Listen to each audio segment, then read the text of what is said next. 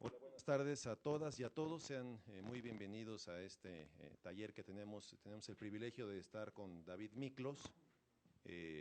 Así que tendré que hacerles una confesión personal. Originalmente yo me registré para participar como asistente, pero me han dado la honrosa tarea de un poco moderar y presentar a David.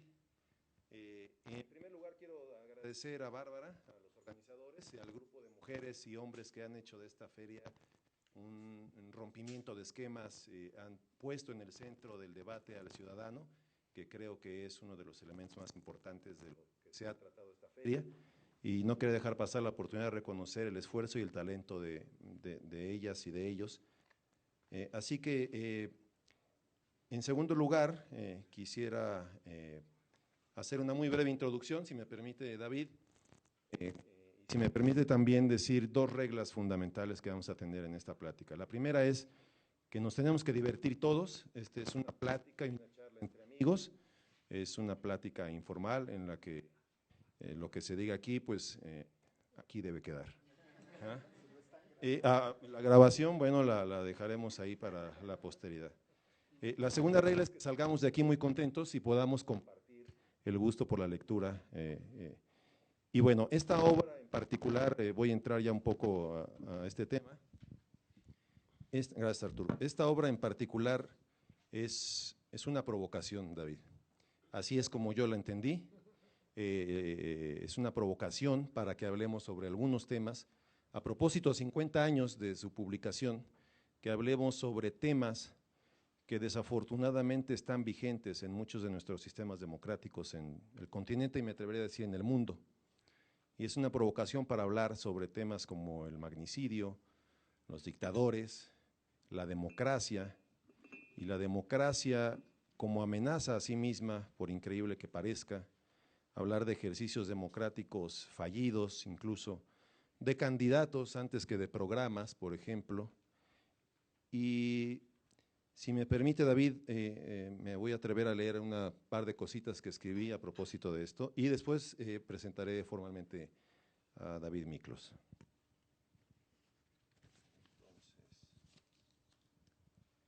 La voz de la oposición parece estar unida en torno a un deseo, o mejor dicho, en torno a un clamor que se susurra en las casas de la sociedad conservadora o fifí. Eso lo dije o lo pensé, no lo sé. La consigna, maten al león.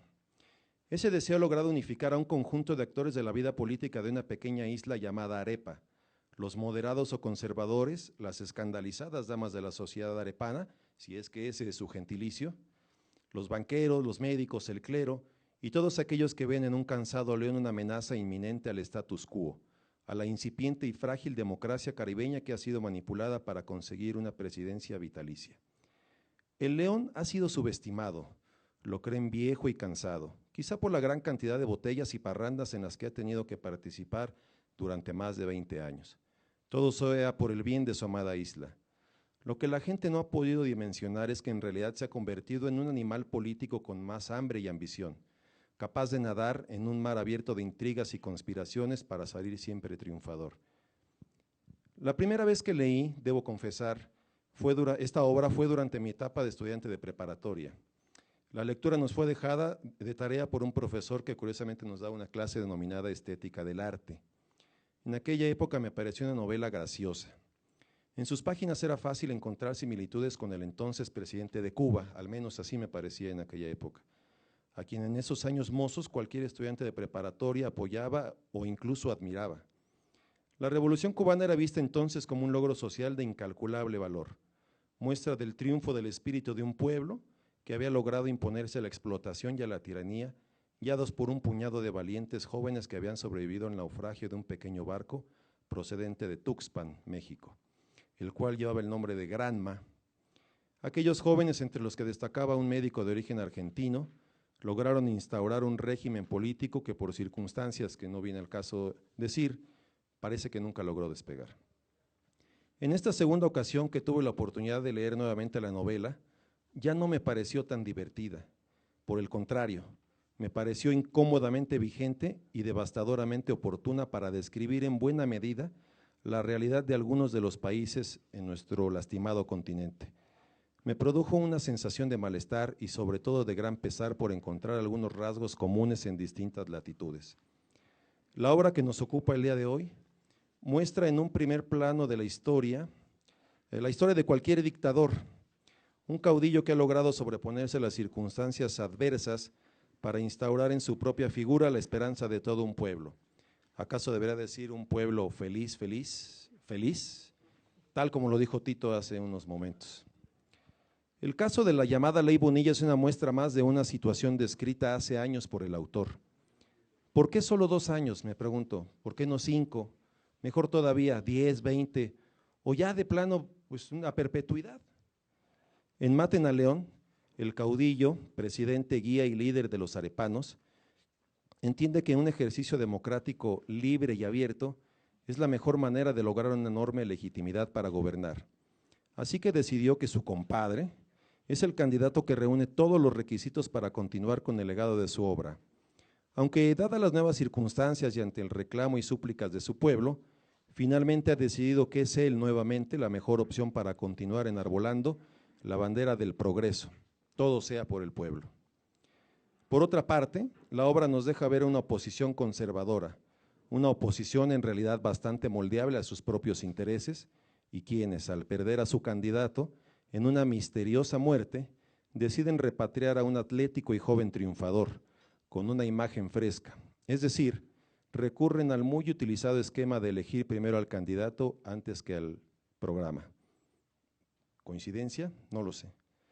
Los casos recientes de Guatemala y Ucrania, en los que se eligió a 2 antiguos comediantes como presidentes de la República, parece dar la razón a Ibargüengoitia. La novela sitúa al pueblo como un mero espectador de los acontecimientos, como una masa moldeable que debe apoyar al líder cuando éste así lo necesite, aunque curiosa e inesperadamente, al final es un miembro del pueblo quien con un arma entregada por el candidato de la derecha decide terminar con la vida de León. Es cierto, terminó con la amenaza de un León que quería para sí una presidencia vitalicia, solo que atrás de León venía otro caudillo igual o quizá peor. No tenemos manera de saberlo. Lo que sí podemos intuir es que cuando la esperanza de la gente en un futuro mejor se construye sobre el personaje y no sobre las ideas, el resultado suele ser lo menos controversial, por no decir catastrófico. Finalmente, quiero agradecer la lectura de esta novela y la agradezco porque en realidad es una provocación, una manera de reflexionar sobre nuestra propia realidad. Es una provocación para ubicarnos en una posición ante las nuevas realidades políticas en el continente completo.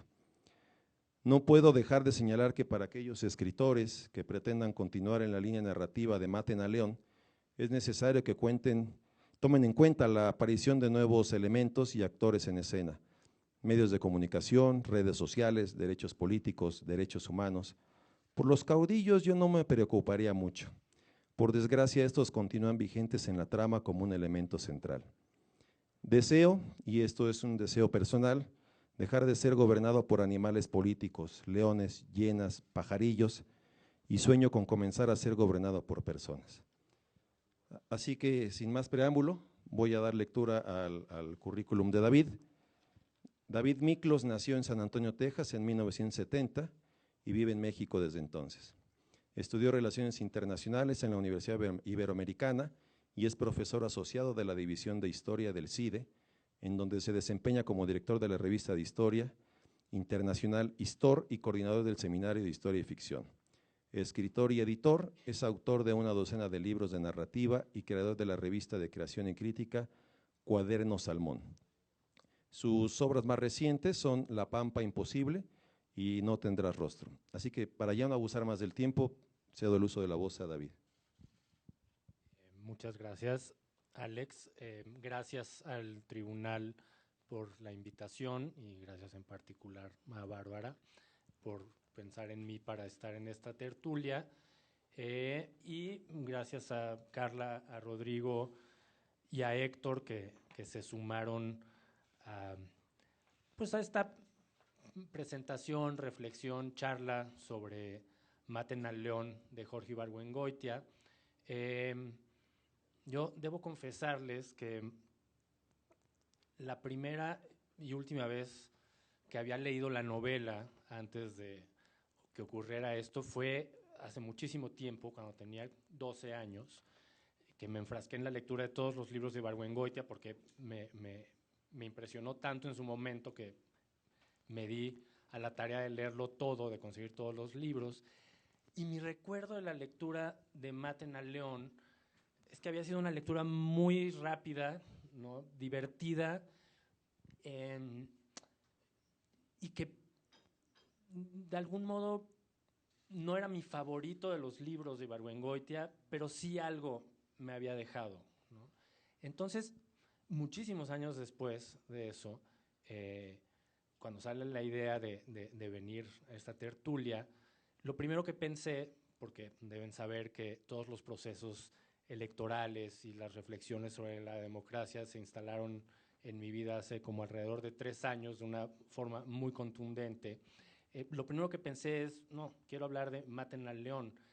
Y me di cuenta que la memoria funciona de forma muy peculiar, porque ahora que releí el libro, para tenerlo fresco y para poder hablar no solo de Ibargüengoitia y de su labor en nuestra literatura, sino de Ibargüengoitia en relación con los procesos electorales y con cierta idea de la democracia, pues Maten al León está plagada de todo eso, ¿no? Tenemos una pequeña isla perfectamente redonda en algún lugar del Caribe, ¿no? Con una cercanía pues bastante próxima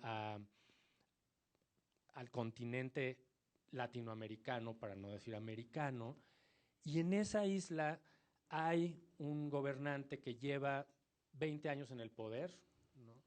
Que está en el poder porque fue un héroe de la historia, entonces está labrado prácticamente en piedra, y que llega al punto en el que la Constitución dice, pues no puede gobernar más, entonces tiene que haber elecciones, ¿no? Hay una oposición, hay un partido conservador, ¿no? Que se llama el Partido Moderado, y hay un partido en el poder que se llama el Partido Progresista, que es al que pertenece Belaunzarán, que es el dictador o el león. Y lo primero que vemos en la novela es unos pescadores que tienen la fortuna de encontrar un banco de peces, lo llevan a la playa, lo capturan con una red y aparece entre los pámpanos un muerto. Y el muerto es el candidato del partido opositor, y empieza la trama, ¿no? Y a lo largo de toda la novela empiezan a ocurrir escenas que, pues, a todos los que hemos estudiado historia, ciencias políticas, procesos electorales e historia de la democracia, pues nos van a ser muy familiares, y sobre todo si vivimos en América Latina y sobre todo si vivimos en México. Aparece de pronto un Congreso que está totalmente alineado, oposición incluida, al presidente, ¿no?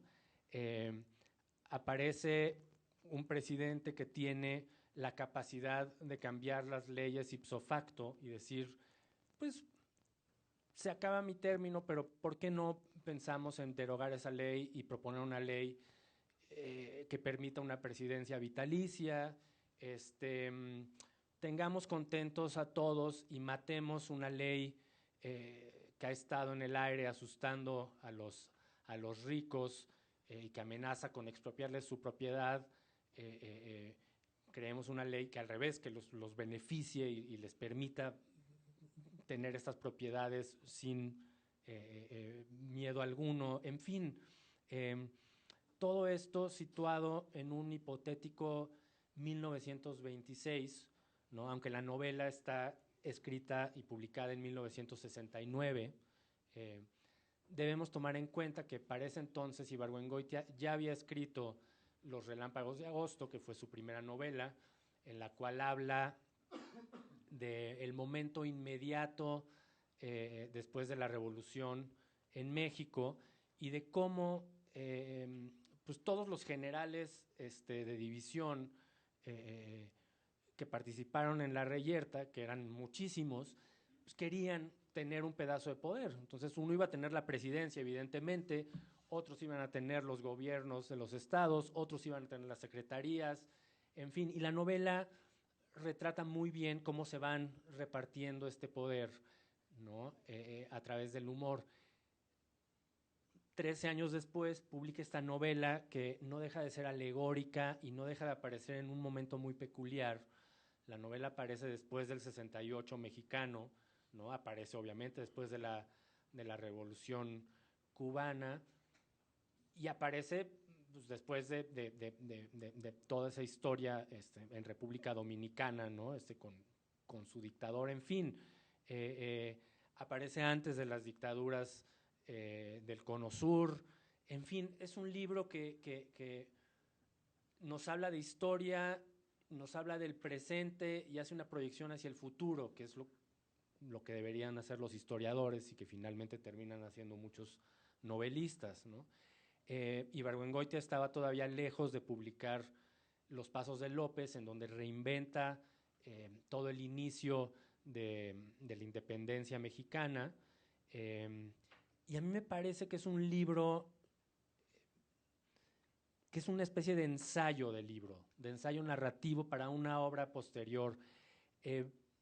Leído en retrospectiva, a mí me parece muy curioso que haya escrito ese libro Ibargüengoitia, que por un lado escribía escenas muy inmediatas sobre el devenir cotidiano, su vida en su barrio, lo que pasaba ahí, y por otro lado que coqueteaba mucho con la historia de México, burlándose un poco de todos nuestros procesos y sobre todo de nuestra forma de ser, ¿no?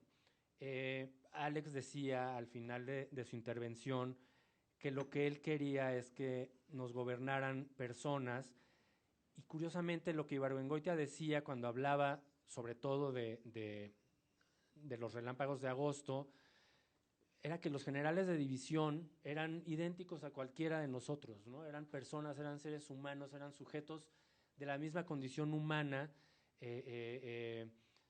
incluso lo decía en términos de, igual que cualquiera de nosotros van al baño, o sea, no son personas que están fuera de lo normal y no piensan muy distinto a nosotros, simplemente los vamos revistiendo, ¿no? de un poder y de muchas capas que finalmente son artificiales, ¿no? Y creo que, curiosamente, Maten al León es una novela que se escapa como de estas premisas de Ibargüengoitia y en vez de ofrecernos personajes que son personas, nos ofrece muchos estereotipos y arquetipos, ¿no? Y sin embargo, de todas sus novelas, creo que es la que retrata mejor esta utopía que luego parece ser la democracia, ¿no? La democracia que en sus procesos electorales da muchísimos pasos para adelante y de repente da 3 pasos para atrás que son muy definitivos y siempre está tratando de alcanzar un ideal, ¿no? Y de llegar como al punto de desempeño ideal en esa relación extrañísima que hay entre el pueblo, que es el que elige, ¿no? Y los gobernantes, que son los elegidos y que de repente al ser electos dejan de pertenecer a ese pueblo, ¿no? En Maten al León lo que ocurre es que tenemos el poder concentrado en el dictador, en Belauzarán, y tenemos como al círculo inmediato, ¿no?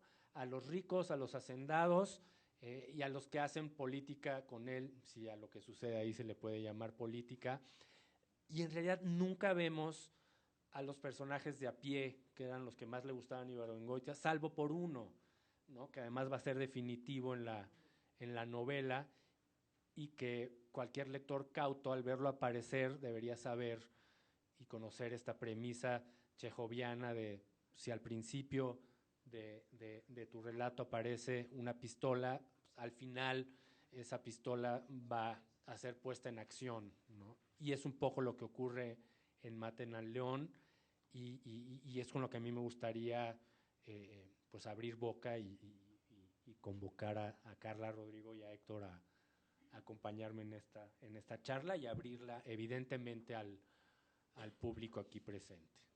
Entonces, no sé quién de los tres se avienta. Gracias, David. Gracias, Bárbara, por la invitación. Ahorita que decías que recurriste a esta novela de niño, David, mi papá tenía muchos libros y yo veía esta novela siempre pensando en, es un título muy infantil, ¿no? Maten al león. Yo me imaginaba, pues no sé, ¿mandé? Algo así, ¿no? Como algo muy infantil. Sin embargo, pues ahí la dejé, me acerqué a ella igual por ahí como a los 18 años. La retomé hace 4 años, David, que nos invitaron a escribir sobre Ibargüengoitia en Laberinto, me parece, y estos días, ¿no? que lo estuve hojeando, lo estuve releyendo. Les voy a leer lo que escribí, un cachitito, hace 4 años que David y yo y varios amigos nos invitaron, ya no encuentro mis hojas. Y luego les hago mis comentarios, que es muy diferente el acercamiento que tuve. Esa imagen de niña, ¿no? de los animales, que si bien, como ustedes decían, aquí está todo animalizado, me recuerda a Rebelión en la Granja también, ¿no? O sea, todos pueden ser unos animales muy, muy caricaturescos, ¿no? Y así pasa en realidad, ¿no? Aquí digo, Maten al león de Jorge Ibargüengoitia se encuentra dentro del gran corpus latinoamericano de la novela de dictador. En esta, la metáfora del rey de la selva se aplica para caracterizar la figura del autócrata. Manel Belauzarán y Pepe Cusirat son los líderes en pugna de la isla de Arepa. El primero usa sombrero de hongo, bastón, ostentosos relojes y cadenas de oro. Ahí está la caricatura de la que les comento. Es asiduo concurrente a las peleas de gallos, otro animal. El segundo juega golf, planea aviones, usa bufanda de seda y habla 3 idiomas. Como leones en defensa territorial, ambos tienen impulsos destructivos y de aniquilamiento del otro. Lo animal es intrínseco al ser humano, sugiere Ibargüengoitia. ¿Acaso Belauzarán no actúa como un depredador al comerse a mordidas la cabeza de un gallo de pelea? Y Cusirat no parece un gato cazando a un ratón. No extraña que los políticos suelan devenir en bestias. Contrario a la fábula tradicional, Maten al león animaliza al ser humano, donde lo importante no solo es la función que ejerce, sino la figura que representa. El que gobierna, en este caso, no es necesariamente el más fuerte, sino el que aparenta la fortaleza. El presidente del Partido Progresista encarna la imagen paradójica del león, o por lo menos intenta ponerse la máscara felina. Superpredador, vulnerable, fiera a veces solitaria, pero que cuando ataca lo hace en manada. La sátira ocurre cuando a la par se evoca a la fiera de circo parada en 2 patas, ridiculizada entre los aplausos de un público burlón, temeroso al látigo y al fuego. Está por encima y más allá de la ley, no responde a las reglas sociales ni naturales. La omnipotencia del dictador no es la inmortalidad, sino jugar a ser Dios con la vida de los demás.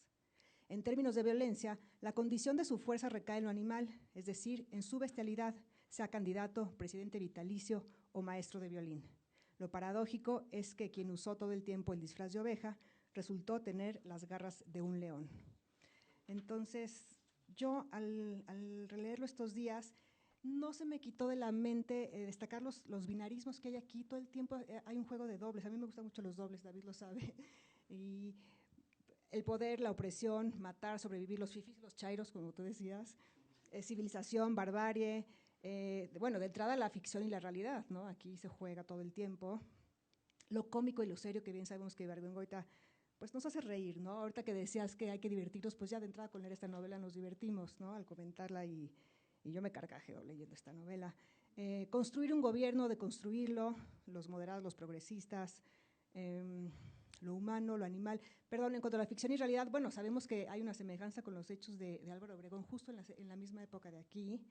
Y bueno, yo me quedé pensando mucho en la mujer y en el hombre, ¿no? O sea, cómo la figura de la mujer en esta novela de entrada es un medio para cometer el asesinato, ¿no? El prendedor, o sea, el prendedor me parece un elemento muy interesante, muy femenino, y aquí yo lo que quisiera discutir con ustedes es, sí, justo eso, o sea, ¿qué papel tiene la mujer aquí en esta novela? Como un medio, actúa en la política, ¿qué pasa con la violencia? Ibargüengoitia creo que el sexo es un móvil muy importante en sus novelas, ¿no? Se mueve a través de la seducción. A mí me parece una novela muy seductora, no solo por parte de Ibargüengoitia, sino de los personajes, nos seducen, cualquiera de los dos que están en contra, ¿no? También hay otro elemento que me llamó la atención, y es el disfraz, ¿no? Y las máscaras. Cómo al final maestro de música se termina oyendo con un disfraz, ¿no? ¿Qué implica disfrazarse y de qué nos disfrazamos todos los días? ¿De qué se disfrazan los políticos hoy en día y aquí también? ¿Y qué es esto, la performatividad en ellos? Son temas que me gustaría platicar con ustedes. Y pues, ¿te va? Pues buenas tardes, es un gusto estar aquí con ustedes. Pues retomando lo que decía David, es esta sensación que te deja leer un libro hoy, 10, 15 años después de que lo lees por primera vez. Y claro, cuando yo lo leí, la verdad es que no era de mis libros, no es de mis libros favoritos de Ibargüengoitia. Hay algunos que me gustan mucho más, otros que me hacen reír a mares, aunque aquí hay grandes momentos. Pero ciertamente es un libro en el que está construido pues, más bien a partir de arquetipos, ¿no? O sea, los personajes, es decir, Cusirat, ¿no? La esperanza de este partido moderado, es claramente una caricatura. Es este hombre guapo que estudió en el extranjero, que lo ven como la esperanza, ¿no? Y a pesar de que estudió, creo que no dicen dónde estudió, pero bueno, no se entiende que debe ser como Harvard, Princeton, algo así, y el pobre hombre es incapaz de matar 3 veces al dictador, ¿no? O sea, no puede poner ni una bomba. Entonces, ahí creo que una burla muy clara a esto. Ahorita lo que decías, Carla, el tema de los chairos y los fifís, a mí eso me dio mucha risa. ¿Sirve? Ahí está.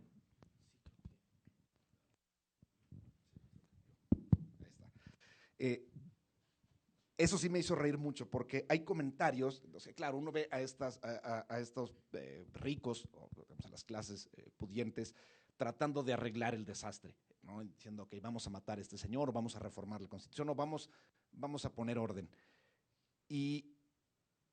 Pero es muy claro, a cada rato se le salen estos comentarios terribles que pues es el típico comentario que uno podría escuchar hoy en día, ¿no? Del equivalente de estos personajes en cualquier restaurante, ¿no? Por ejemplo, hay una parte en la que le dice a Cusirat, uno de sus compañeros, le dice, anda muchacho, ve a saludarlo, que tu familia es de las más antiguas y le dará un gustazo enorme, ¿no? Dice González, ¿no? Como para que vaya a presentarse con Belauzarán. Y dice Cusirat, no tan antigua como la de él. Y haciendo alarde de darwinismo agrega, esos andaban aquí desde que eran monos. Eso lo podemos escuchar hoy, ¿no? Es decir, en este pleito absurdo, sin sentido, pero es algo que se puede escuchar en cualquier sobremesa, ¿no? Muy desagradable, por cierto, pero está eso ahí presente. ¿No? El tema de, claro, hay un compromiso por mejoremos el país, mejoremos la isla, ayudamos a nuestros amigos hasta que ponen en riesgo la hacienda, ¿no? La cumbacha, ¿no? Este momento en el que Carlitos llega con su esposa a decirle, ya tenemos esperanza, ¿no? Después de que acaban de matar a sus amigos, y dice, lo importante es que no nos quiten la hacienda. Y eso, yo soy de provincia, yo soy de Morelia, y entonces decía, Arepa pues es como Morelia, ¿no? Es muy parecido. Seguramente los demás provincianos pensarán o encontrarán paralelismos muy claros, ¿no? Entre estos vínculos de la gente con dinero y el gobierno, y claro, le hacemos frente hasta que te pueden expropiar las cosas y entonces hay que, ¿no? Pues mejor nos hacemos amigos todos, ¿no? Y que nos salven la cumbacha, porque si no, ¿no? ¿A dónde vamos a ir el fin de semana? Y bueno, ahorita a ver qué va saliendo en la conversación, pero el tema de las mujeres me parece bien importante, porque más lo pusieron en las preguntas, ¿no? Que nos mandaron ahí como para abrir un poco de debate. Ah, es que en el correo había ahí sí, ¿no? Y había una pregunta como que si en la novela demostraba, o más bien era una muestra de que las mujeres estaban invisibilizadas en la política. Y sí, claro, juegan un papel aparentemente marginal, pero claramente la más lista es Ángela, ¿no? Es la única que se preocupa además de los muertos, ¿no? Todos, la cumbacha sale triunfante entre los muertos, ¿no? Pero ella es la que no puede soportar, es la única que insulta al dictador en su cara, ¿no? Al grado que cuando Belauzarán sale del velorio, le dice a todos sus amigos, ¿no? Ella tiene más huevos que su marido y que los presentes. Y a la que eligen en un primer momento, que bueno, ¿no? Luego ocurre esta escena que es muy simpática en la que bailan y se pasan, ¿no? La aguja y aquello, pero desde luego es una mujer. Quien lo va a matar originalmente es una mujer, y eso creo que es un punto bien interesante, ¿no? Hay una frasecita aquí que les quiero leer con lo que dijiste al al inicio, me parece fuertísima, ¿no? Dice, descubro que después de todo, los pobres van a seguir siendo pobres y los ricos ricos. Si yo hubiera sido presidente, esto lo dice Cusirat, hubiera hecho muchas cosas, pero no se me hubiera ocurrido darles dinero. Así que, ¿qué importancia tiene que el presidente sea un asesino o no lo sea? Sí, parece intercambiable, ¿no? No importa que hagamos, esto sigue así, ¿no? Porque al final del día perduran, es decir, si nos preguntamos de la vigencia de la novela, hay cosas que nos quedan ya muy lejanas, ¿no? Esto de los dictadores militares ocurrió, ya no vivimos eso, pero nuestros vicios y nuestras miserias, pues ahí están, ¿no? Y esas pues las arrastramos y seguiremos arrastrándolas, ¿no? Me va, ¿verdad? No sé si esto está funcionando. Hola, buenas tardes, gracias por la invitación. Bueno, a mí, pensando en eso de la vigencia, que venía en los puntos del, la reflexión que me surgió es que tal vez habría que empezar por definir desde dónde estamos abordando este asunto. Y creo que, aunque parezca muy obvio, estamos tratando con una novela, pues, ¿no? Creo que de pronto le pedimos al arte lo que debería ser la ciencia o que debería ser otras cosas, ¿no? Y que de hecho hacen, pero el arte tiene la posibilidad de condensar las cosas en imágenes que son mucho más elocuentes, mucho más accesibles. Pero creo que no debemos perder de vista que es arte, ¿no? No le podemos pedir al arte lo que no le corresponde al arte. En ese sentido, yo creo que la literatura no es un análisis de la realidad, ni es ni siquiera un retrato objetivo de la realidad, no busca hacer eso, no es ese su papel. Yo creo que lo que le toca al arte, y es lo que tal vez nos convenga ubicar aquí de entrada, es tal vez expresar la subjetividad frente a un fenómeno, ¿no? Yo creo que la novela política no es análisis político, yo creo que es algo que condensa en su momento una serie de actitudes hacia lo político, es decir, una subjetividad hacia lo político, ¿no? Entonces, en términos de esa vigencia, y porque no sé si fue deliberado desde el principio, pero se cumplen exactamente 50 años de la novela, creo que lo que sería interesante ver, no tanto si el libro retrata o no la realidad, sino qué tanto sigue retratando nuestra subjetividad frente a la política, ¿no? Y en ese sentido yo creo que pues sí han pasado 50 años, ¿no? Y creo que hay una serie de cosas que sí deberíamos de abordar tal vez más críticamente. Una de ellas, por ejemplo, es el valor de estos arquetipos, ¿no? El valor de la mujer. La obra finalmente, porque así es como va a funcionar, pues tiende a ser reduccionista, digamos, ¿no? O sea, necesariamente agarra una cosa muy compleja y la va reduciendo. Creo que sería interesante ver cómo la reduce, o sea, esos arquetipos a los que se ha aludido, ¿qué significan? Esa posición de la mujer en la novela, ¿qué significa? Más allá de que uno de los personajes haga uno de los intentos por matar al dictador. Por otro lado, creo que la premisa misma de la novela, que aquí la acaban más o menos de enunciar, que es que la política no sirve para nada, pues, ¿no?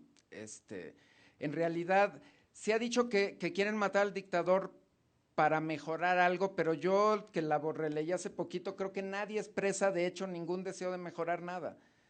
De hecho, en realidad, los únicos actos políticos que suceden están ligados a matar a alguien, ¿no? O sea, el dictador es el dictador porque en un arrebato, en una inspiración, decidió ir a masacrar a unos españoles, ¿no? La novela empieza con la muerte del candidato opositor.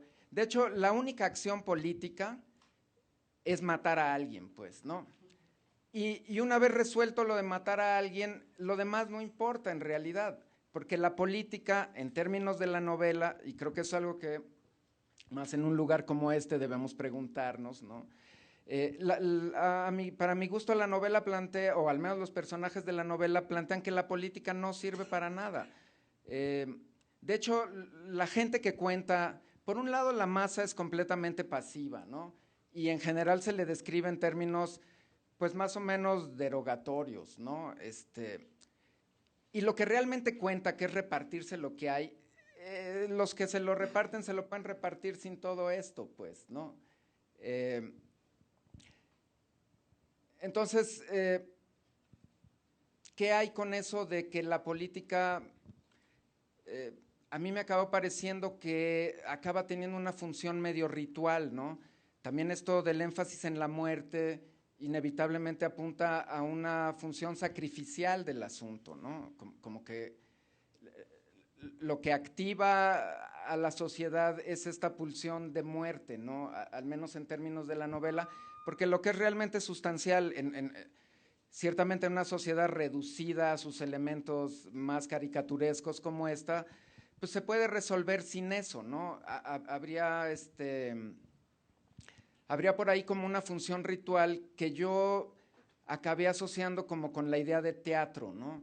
Es muy conocido que Ibargüengoitia empezó escribiendo teatro, tiene, digamos, una visión de las cosas teatral, y a mí la novela me parece muy teatral, es muy visual, casi todos los recursos narrativos tienden a hacer escenas que el lector puede visualizar a la perfección, donde una serie donde además tampoco pasa mucho, o sea, lo que se narra en una escena se podría decir en 3 palabras, pero hay una serie de gestos y hay una serie de detalles que son mayormente visuales, que son los que empiezan a significar la cosa, ¿no?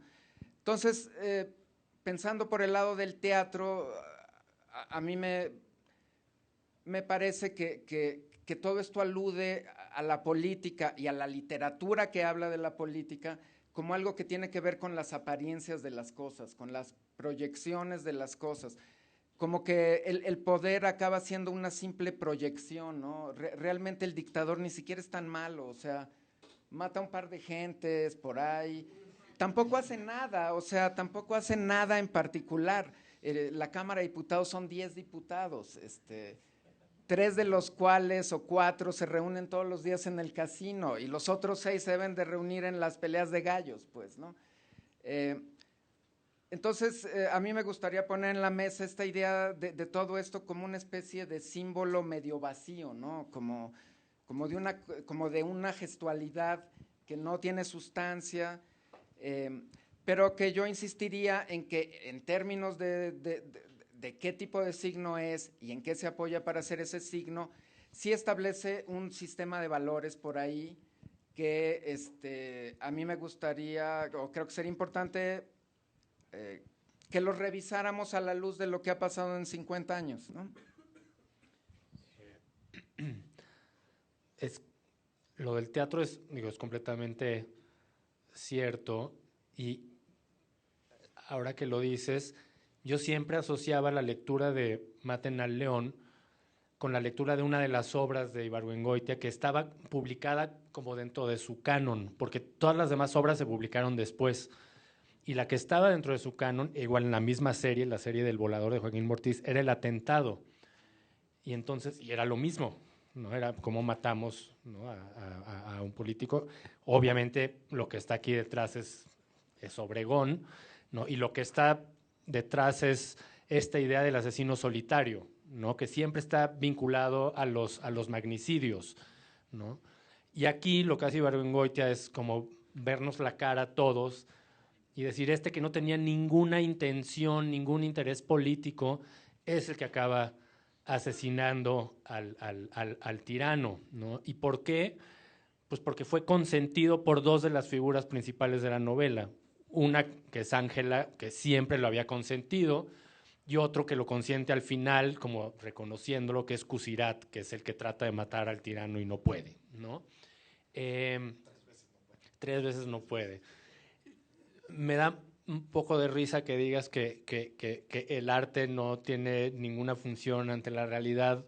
Tú en particular, que has escrito 3 novelas que dialogan muy bien con la realidad y que hacen planteamientos muy serios sobre la realidad, sobre todo en La Casa de K y sobre todo en Lara, ¿no? Lara es una novela sobre un periodista que trabaja para un corporativo que podríamos imaginar cuál es y que tiene una perversión, ¿no? Y que usa el poder un poco como para ocultarla. Y Lara dialoga muy cercanamente con la realidad y en fin,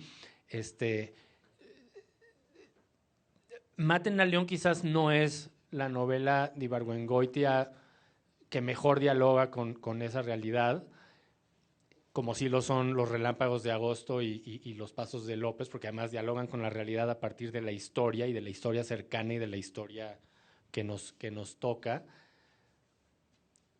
Pero quizás en su momento fue escrita para cubrir ¿no? una necesidad de publicar un libro, ¿no? Ante la editorial. ¿Qué haces? No, pues voy a hacer una versión novelada del atentado o algo así, ¿no? En fin, regresando al tema de la mujer, justo me mandaron otras preguntas sobre Ibargüengoitia, una persona que estaba haciendo una investigación, sobre todo sobre la recepción de Ibargüengoitia y cómo se leía ahora. Y una de las preguntas es que si Ibargüengoitia era misógino, ¿no? Y si uno lo lee, ¿no? Pensando en eso, pues sí, ¿no? De repente el tratamiento hacia las mujeres es un poco terrible, ¿no? Si son más como objetos, ¿no? Pero Ángela en la novela es el personaje más fuerte de todos finalmente y es la única, es la que pone en acción todo finalmente, ¿no? También, ¿no? Pero o sea, el tirano tiene simpatía hacia ella, Cusirat, ella hacia Cusirat, Pereira, el violinista y el único así clase mediero que aparece ahí, bueno, la adora porque sin ella no tendría nada, ¿no? Ni ropa, ni trabajo, ni espacios para tocar el violín, en fin. Pero, o sea, si entresacamos todo el asunto político que está vertido aquí, nos encontramos con frases como esta, ¿no? Bueno, la que rescató Carla de los pobres, que yo quería también rescatar, que me parece fundamental, ¿no? Que es la reflexión de Cusirat cuando está escondido después de no poder matar por tercera vez al tirano, toma un vaso de agua y se da cuenta que hay una cucaracha y él es el horror como una cucaracha, en su vida le había pasado algo así y tiene esa reflexión sobre los pobres, ¿no? Y luego hay otra en la que dicen, este país necesita progreso, para progresar necesita estabilidad, la estabilidad la logramos quedándose ustedes con sus propiedades y yo con la presidencia, todos juntos, todos contentos y adelante.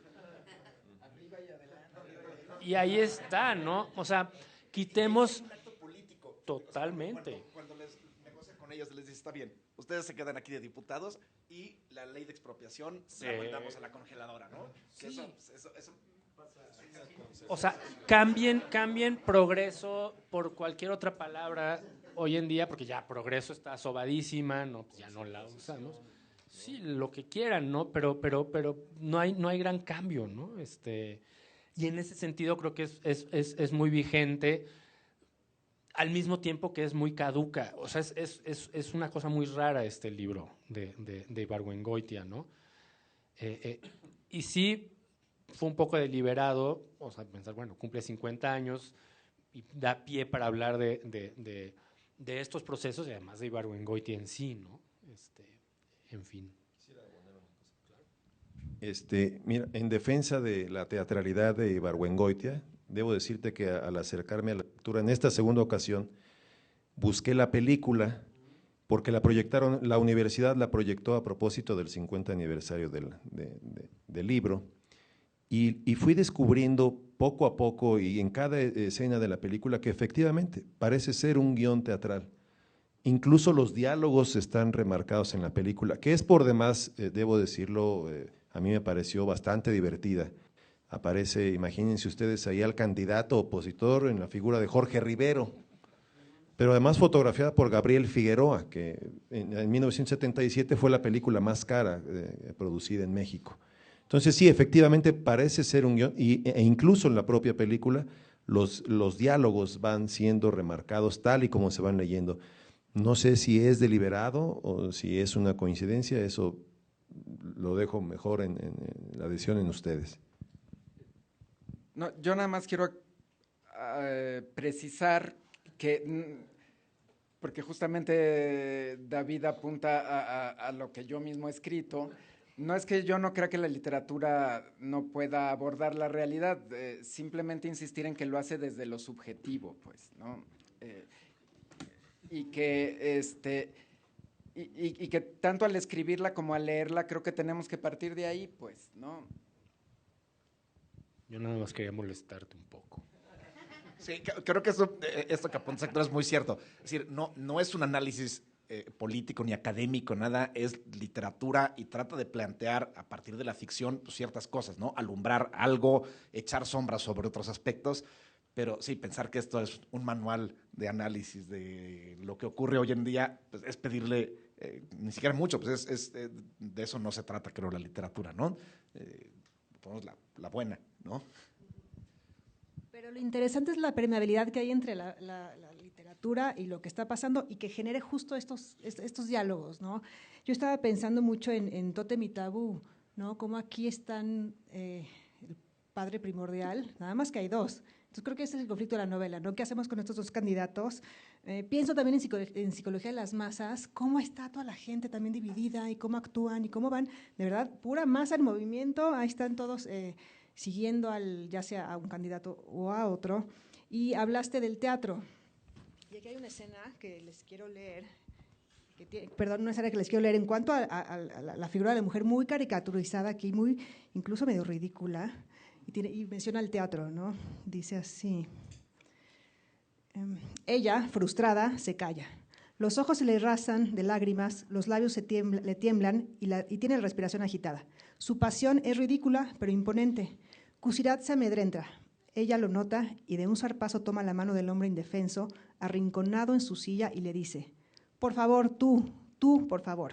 Oprime la mano del otro entre las suyas. Kusirat, perplejo, sintiéndose ridículo en su redecilla para el pelo, tratando de salvar su mano y de poner fin a la escena, dice: ¿qué propones? Ella, entre lágrimas, le sonríe triunfal y agradecida. Él hace un intento tímido y fallido de retirar la mano. Es una escena romántica, además, a mí me encanta. Dice: la suerte está con nosotros, dice Ángela, sonriendo triunfal. Pelaúnzarán vendrá a mi casa dentro de un mes. Kusirat la mira con interés, olvidando por un momento su mano. Pepita Jiménez, ojerosa, con el pelo lamido, tristona y pálida, pero con los labios pintados color cereza, vestida de ala de mosca, parada sobre unos zapatos demasiado largos en el centro del escenario, mueve los brazos desnudos y, haciendo tintinear pulseras, recita, con voz quejumbrosa, los últimos versos de un poema de Paletón. Corazón amargado, ¿a dónde vas? Y aquí viene algo que yo subrayé. ¡Ay, es una obra de arte!, comenta Conchita Parmesano desde la tercera fila y bate las palmas. Los demás asistentes al ensayo también aplauden. Kusirat, al lado de Ángela, en el centro de la sala de teatro, hace un movimiento de impaciencia y comenta: esta mujer no sirve.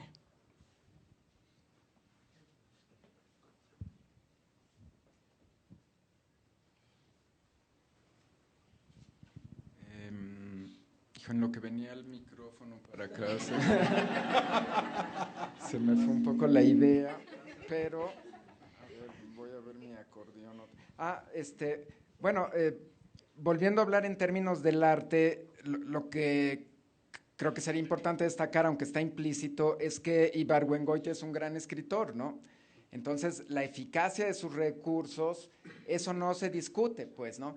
Es tan grande la eficacia de sus recursos que te hace olvidar otras cosas que están sucediendo y que a lo mejor deberíamos de poner más atención, ¿no? Yo creo que en ese sentido la obra es una ratificación de la capacidad de Ibargüengoitia para meternos en una historia hacernos olvidar de cualquier otra cosa y llevarnos de la mano hasta donde él quiere, ¿no? A lo que yo quería pasar es que, digamos que yo creo que también la novela se inscribe dentro de una tradición de literatura política, pues, ¿no? Que tiene un lado puramente latinoamericano, que yo creo que es al que Ibargüengoitia le está hablando de alguna manera, porque como ya se señaló, estaba la Revolución Cubana en ese momento, como que muchos otros autores estaban haciendo sus novelas del dictador, ¿no?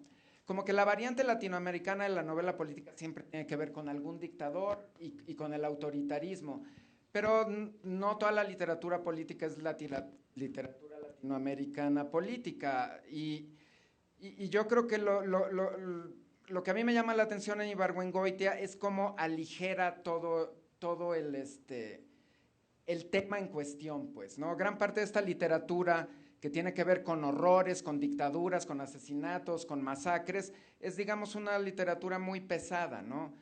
La política se plantea como algo grave, algo que le cuesta la vida a la gente, algo que es cuestión de héroes que lo dejan todo, que masacran a sus familias, que no sé qué. Y aquí está Ibargüengoitia, su aportación a este diálogo es un sainete, ¿no?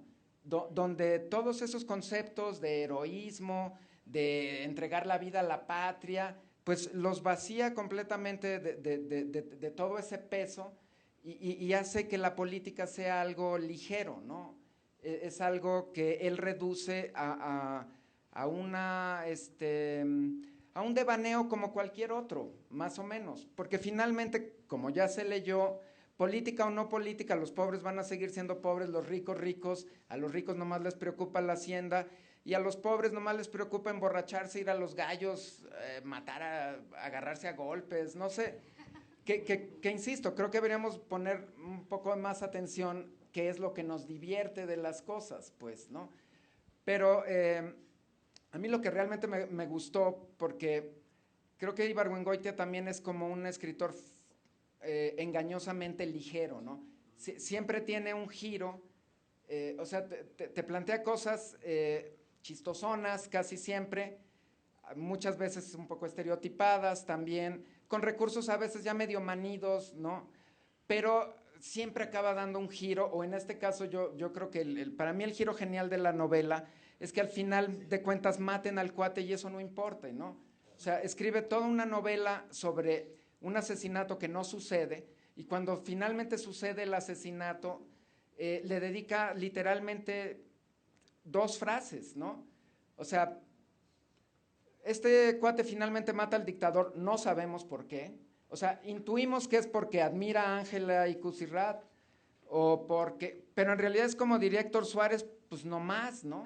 O sea, en realidad mata al dictador, pues no más, porque tenía una pistola, porque vio que la gente que él admira mata dictadores, ¿no? Porque se supone que es algo patriótico que hay que hacer.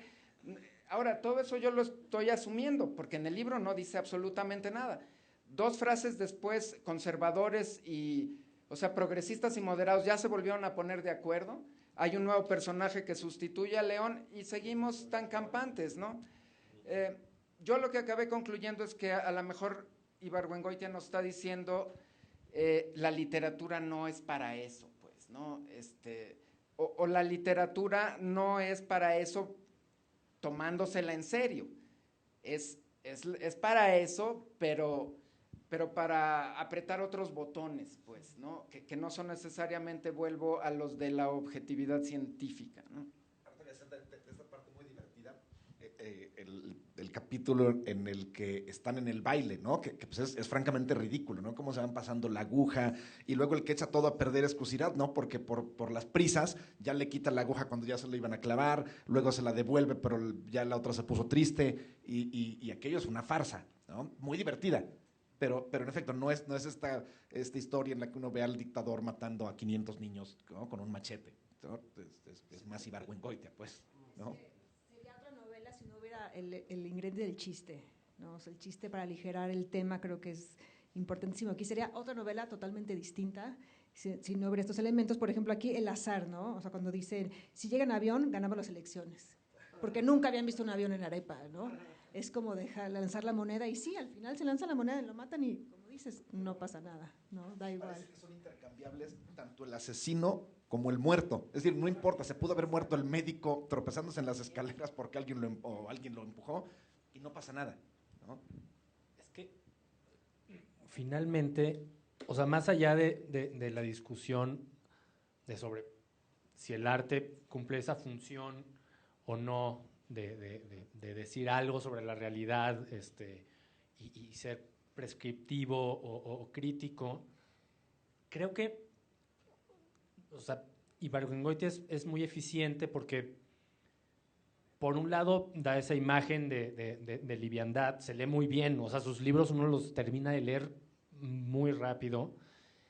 Y por otro lado, es muy honesto, ¿no? Y esa es una honestidad muy inteligente porque él dice, a ver,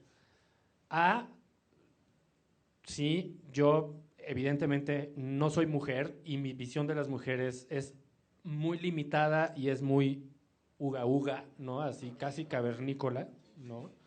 Y lo deja patente, ¿no? Y por otro lado, es muy autocrítico y dice, incluso yo que soy el escritor y que parezco, soy un idiota, ¿no? Y todos los personajes, y sobre todo los personajes masculinos, más bien los personajes masculinos, y en Maten al León es muy evidente, son unos imbéciles, toditos, ¿no? Y volvemos a lo del general de división en Los Relámpagos de Agosto. Sí, es el presidente, es al que le toca ser presidente porque era el que no, se impone, pero eso no lo exime de ser un completo idiota, ¿no? El gran prócer, ¿no? Hidalgo, que en Los Pasos de López se llama Periñón, además todos tienen nombres de champán porque se burla de esa manera de ellos. Periñón es un imbécil también, ¿no? Y es decir, no tenemos que respetar ni a nuestros próceres, ¿no? Ni a nadie, o sea, nuestro impulso es muy desbocado porque no somos autocríticos, ¿no? Y él, ahí es donde se abona y dice, a ver, véanse ustedes en sus zapatos al espejo, ¿no? Cómo actúan, por qué actúan, qué celebran, qué no celebran, qué es político y qué no es político, ¿no? Y en esa burla continua de la realidad y en particular de sí mismo, si uno lee sus crónicas, las que publicaba en el periódico, se la pasa burlándose de sí mismo, ¿no? Porque pues, yo creo que así se divertía, ¿no? No hay nada más divertido que burlarse de uno mismo, ¿no? Y creo que ese es su gran aporte. Usó distintos vehículos para hacerlo, ¿no? Y creo que por eso lo seguimos leyendo hoy, ¿no? Y bueno, o sea, con esa nota me gustaría pues invitarlos a ustedes a aportar algo, a preguntar algo y hacer de esta tertulia lo que es una tertulia. Gracias. En primer lugar, felicidades, es un excelente tema. Este libro, como ustedes ya lo han comentado, nos plantea algunos aspectos que a mí me gustaría comentar, y el primero tiene que ver con el mecanismo de acceso al poder. O sea, para mí, lo que nos plantea Ibargüengoitia es una crítica al sistema democrático. Claro, o sea, comparto el tema relacionado con que, o sea, en este sentido, el arte no va a ser teoría política, no nos va a dar las soluciones, pero es una clara crítica al sistema democrático. Y en la parte final del libro, de una forma burlona, lo dice. Las elecciones más tranquilas fueron las de 1926, porque nadie fue a votar y ganó el candidato único. O sea, finalmente es un tema vinculado con la lucha por el poder, pero las elecciones las desdeña. O sea, el procedimiento democrático para acceder al poder lo desdeña, lo deja totalmente a un lado. Entonces, en esa parte. Luego, la otra, y lo comento porque de alguna manera han dicho, a ver, ¿cuál fue o en qué lugar pone Ibargüengoitia a la mujer, digamos, en este tema del contexto que él nos está planteando? Pero recordemos que era el contexto temporal que él plantea en su novela es 1926. En 1926, en la mayoría de los países latinoamericanos, las mujeres no podían ser votadas, o sea, para empezar. Y hace 50 años yo preguntaría cuántas mujeres eran diputadas. Ya no cuál gobernadora, ¿no? O sea, diputadas, ¿cuántas? Hace 50 años que se escribió el libro. Y en 1926, que es donde contextualiza la novela, pues las mujeres no tenían ni siquiera derecho a ser votadas en Latinoamérica, que es donde entiendo que Arepa estaba situada. Y por último, algo que me llama mucho la atención, que digamos que en la novela hay como una especie de principio o respeto de la legalidad, una especie como de buscar legitimidad del poder, porque hay una especie como de respeto a la ley.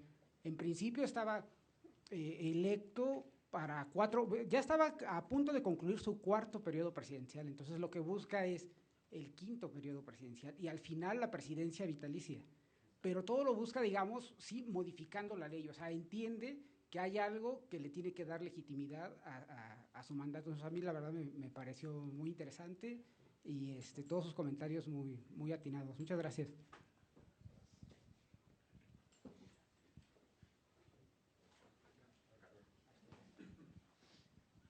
Gracias. Pues bueno, felicidades, la verdad, muy entretenido esto. Yo lo que quería comentar es un poco vincularlo con la tertulia de ayer. Ayer un poco llegamos a la conclusión de que en La Conjura contra América de Philip Roth decíamos que era una historia que sí vinculaba una historia, digamos, nacional de una elección, vincula con la vida cotidiana de cualquier persona. Y aquí, a propósito de la cita de Carla, que me pareció muy interesante, aquí pues es un poco un contraste, es lo contrario, es decir, los personajes plantean una serie de situaciones, la historia tiene una serie de circunstancias que pues no importaba quién gobernara, no importara que mataran al león, iba a llegar otro y las cosas iban a seguir siendo igual, es decir, habría igualmente pobres, y es un contraste, me parece que pudiera ser un poco también no sé qué tanto, y un poco a propósito del comentario, no es un poco más una visión latinoamericana de que gobiernos vienen, y hay un montón de situaciones que no cambiarían. Y que tal vez eso contrasta con el resto del mundo, ¿no? Es decir, parece que en otros lados la política, las cosas cambian, y eso me parece un contraste interesante de esto, uniendo, digamos, hilando estas dos ideas. Y otra cosa que también siempre las historias políticas siempre plantean, es muy interesante, siempre hay una historia colectiva, que hay una serie de aspectos que son comunes a varias personas, y que siempre ese contraste con la vida individual, los personajes y las historias particulares. Sí, me parece que eso es una característica de las novelas políticas, ¿no? Un poco a propósito de lo que decían. Y pues felicidades, gracias.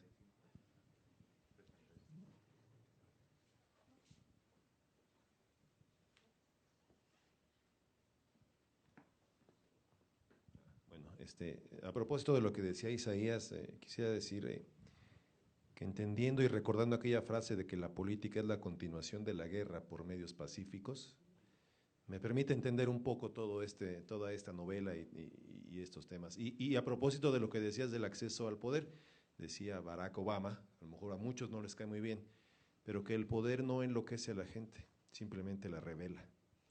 Entonces, un poco la novela está en esos términos. No importa quién sea el presidente, si es por 5, por 10, por 20, en realidad hay que hacer que todo cambie para que todo siga igual. Y eso es un poco lo que dice: los pobres seguirán siendo pobres, los ricos seguirán siendo ricos, nosotros mantendremos nuestro status quo, tú la presidencia, y cuando venga el tiempo nos tendremos que organizar y poner de acuerdo con el presidente que esté en turno. No sé si alguien más tuviera algún comentario. Bueno, yo lo que creo que es importante resaltar es que, como decías tú también, eso es una posición política, pues, ¿no? Y no es la única, aunque sea muy eficaz literariamente. Yo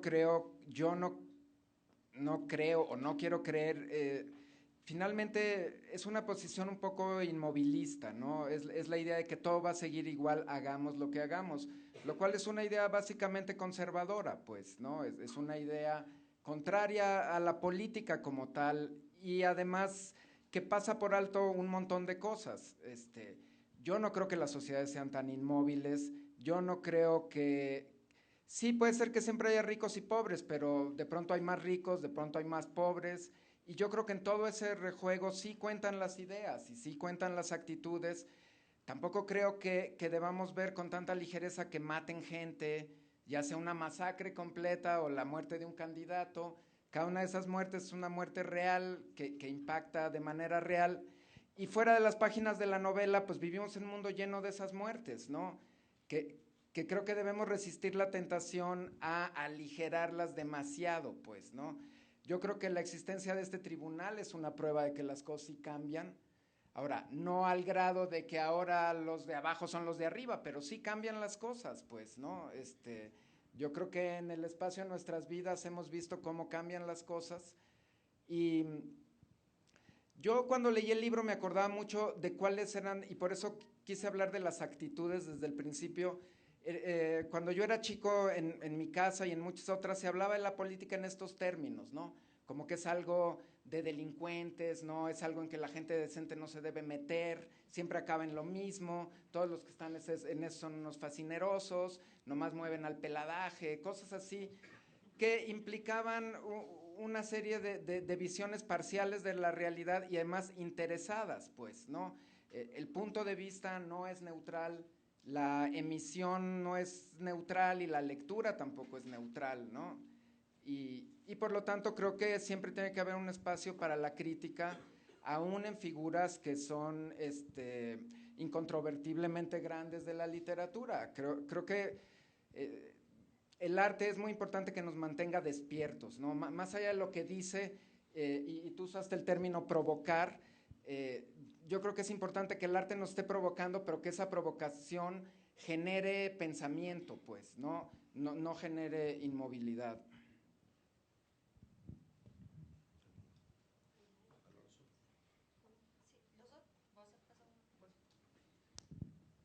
Gracias. Yo hace poquito platicaba con Arturo de otro libro escrito sobre México con otra intención, porque no era literatura, aunque tiene referencias a la literatura, que es Ciudadanos Imaginarios, de Fernando Escalante Gonzalo, un libro que habla sobre el orden moral o los distintos órdenes morales en el México del siglo XIX. Cuando se pensaba, y muchas personas pensaban, que no había tal orden ni había tal moral y era una horda de salvajes, cada quien luchando por sobrevivir en medio de una jungla. Pero dice en el autor, mirándolo de lejos, pues resulta que sí hay un orden y resulta que sí hay varias moralidades que se configuran. Lo traigo a colación porque creo que en el libro de Ibargüengoitia, y no solo en esta obra, pienso en estas ruinas que ves también, está el orden moral de la provincia, ¿no? Que aquí en la Ciudad de México a veces resulta un poquito curioso observarlo porque se observa a una distancia distinta a la que uno lo observa cuando tiene la oportunidad de vivir en provincia. No sé si es oportunidad, pero bueno, cuando vive en provincia, todo lo que no es la Ciudad de México, ¿no? No, de todas las sí. No, pero tiene un orden moral muy particular y Ibargüengoitia fue un gran crítico de ese orden moral, tanto de las clases medias aspiracionales, que Rodrigo y yo los conocemos muy bien, cómo son, cómo se comportan, qué dicen, cómo quieren establecer cercanías con la élite política y que en las facultades de Derecho además es el punto nodal en donde se dan esas relaciones. Eso por un lado. Y por otro lado, el asesinato político desde Maquiavelo, ¿no? Está como uno de los medios para acceder al poder. En el primer libro de Maquiavelo dice, los principados se adquieren o por herencia o por conquista. Y una de las formas de conquistarlo pues es mediante el asesinato del otro tirano. Entonces nada más eran ese par de apuntes. Gracias. Bueno, básicamente quiero felicitarlos, gran iniciativa del tribunal a través de mi querida Bárbara, y que traigan a gente tan valiosa y tan conocedora en el medio literario, de los cuales tengo oportunidad de presumir gran amistad, por lo menos con 2 de los presentes. Llama mucho la atención que precisamente una novela que ya tiene 50 años, en cuántos pasajes o en cuántas citas, podríamos leerla sin mencionar nombres y eso, y podrían caer perfectamente a la realidad que vivimos actualmente. Yo creo que en la medida en la que estábamos hablando, pues nos parecía sumamente revelador, y por eso bien dicen que quien no conoce su historia está destinado a repetirla. En 1965 se escribe esta obra. Ahorita recordabas que se hablaba de un presidente que pues, va solo y se vuelve presidente solo, y 10 o 11 años después en México, pues tenemos a un López Portillo, que cuando le preguntaron, oiga, ganó, señor presidente, la elección, dice, y con el voto, solo con el voto de doña Cuquita, que era su mamá, porque no había contrincantes, o sea, fue un presidente que llegó solo. Entonces, cómo la novela o el arte supera pues la realidad, y al final, no, como ya lo han venido mencionando, como decía mi querido Arturo Ramos, al final se revela pues una manera de hacer política en Latinoamérica, una manera de hacer idiosincrasia en Latinoamérica, cómo funciona una sociedad, y una sociedad que no cambia, y una política que no quiere cambiar, y que pasen y pasen los años, no importa las ideologías y todo, es un sistema muy, muy arraigado en el cual no queremos que cambie esta estructura de poder latinoamericano. Y por eso podríamos adaptar esta novela a cualquier pasaje en México y en otros países de Latinoamérica, ¿no? Entonces, bueno, de gran oportunidad que se haya discutido en este momento esto, y creo que todos estamos obligados a volver a desempolvarla para volverla a leer, porque es obligado y retomar como dónde estamos parados. Ya que agarré el micrófono, pensaba que ahora que se discutía sobre la realidad de la novela, digamos, más bien me hacía la pregunta a la inversa, ¿no? ¿Qué está diciendo esta novela de nosotros como mexicanos, ¿no? Cuando la volvemos a releer, pasado este tiempo, o sea, caray, yo creo que por lo menos la provocación a la que hacemos referencia, o sea, dice, chin, hay que pensar más acá qué está pasando con nosotros, ¿no? ¿Por qué una novela que se escribió en ese contexto todavía nos sigue identificando? A mí me daba mucha risa, lo platicaba ahorita que estábamos allí en la mesa con el cafecito. No sé si conocen esta cuenta de Twitter, la de Cosas de Whitexicans, ¿no? Uno puede agarrar varios de los de Carlitos y de Cusirat y ponerlos ahí en Twitter, y es Cosas de Whitexicans, ¿no? De hace algunos tiempos, pero es perfectamente intercambiable, y pues es el mismo mi rey, ¿no? Hablando, digamos, ¿no? Eso dice de nosotros, entre otras cosas, ¿no? Claro que sí. Gracias. Bueno, yo quiero agradecer muchísimo a todos los que participaron, sobre todo a David, que pareciera que hay un conflicto de interés, pero más bien hay un estrechamiento de interés, ¿no? Más allá de lo que se discute aquí, que específicamente es el libro, yo creo que estos espacios sirven para detonar un poco la rabia, ¿no? Y la rabia a veces se escucha como algo como un atentado o como una palabra muy fuerte. Sin embargo, la rabia es sumamente necesaria para cambiar las cosas, aunque sean pequeñas, ¿no?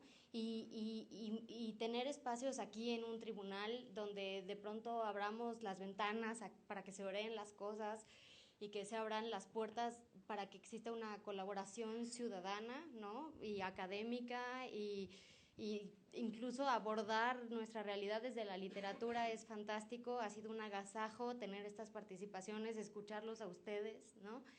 Y bueno, nada más quería hacer ese reconocimiento, y también a todos los que se toman el tiempo de venir hasta acá, que aunque está a 20 minutos del centro de Coyoacán, se siente que fuera otra ciudad.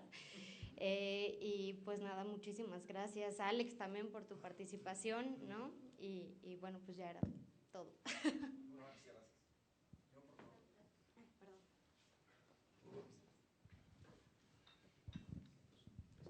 Pues más que una pregunta a los ponentes, bueno, a los presentes, pues es un comentario. Recuerdo que cuando entré a la Facultad de Ciencias Políticas, hace ya un rato, el primer regalo que me regaló una chica con la que salía justamente fue la Ley de Herodes.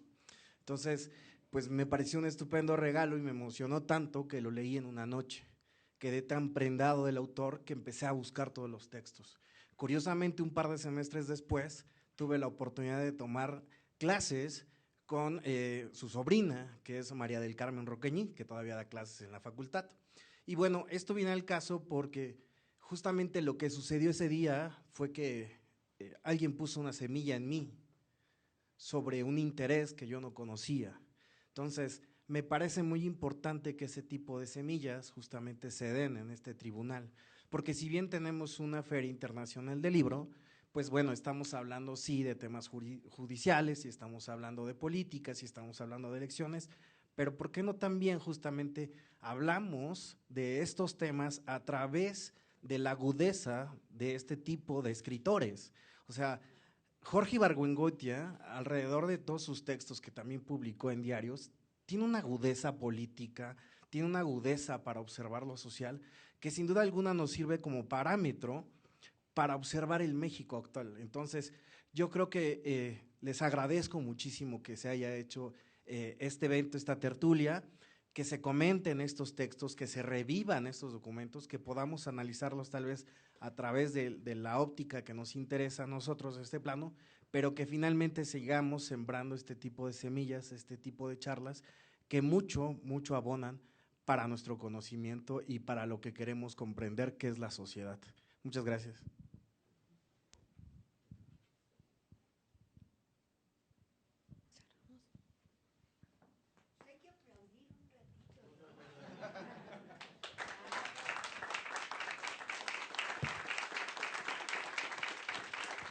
Bueno, pues para concluir, únicamente agradecer la presencia de todas y todos y reiterar la invitación a redescubrir la novela y todos los textos, particularmente de Ibargüengoitia. A mí particularmente la parte teatral siempre me ha fascinado.